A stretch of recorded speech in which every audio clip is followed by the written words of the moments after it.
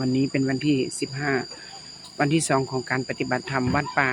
ตาลคู่บ้านหนองไฮวัดป่าตาลคู่บ้านหนองไฮสำนักสงฆ์เนาะค่ะปิดร้านเดี๋ยวมาซอยครูบาอาจารย์เดี๋ยวมาซอยงานเนาะค่ะนี่แหละวัดตาลคู่ให้ดูรอบๆรอบๆดูรอบๆตักเขา